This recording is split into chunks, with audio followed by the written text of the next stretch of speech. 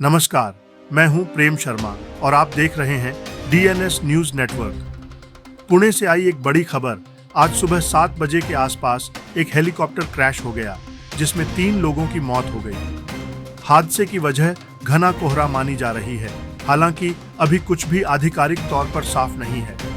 इस हेलीकॉप्टर में pilot Paramjit Singh, GK. Pillai और इंजीनियर प्रीतम भारद्वाज सवार थे। अगर आपको ये अपडेट जरूरी लगी हो तो वीडियो को लाइक करें और चैनल को सब्सक्राइब करें ताकि आपको मिलती रहे ताज़ा खबरें। धन्यवाद।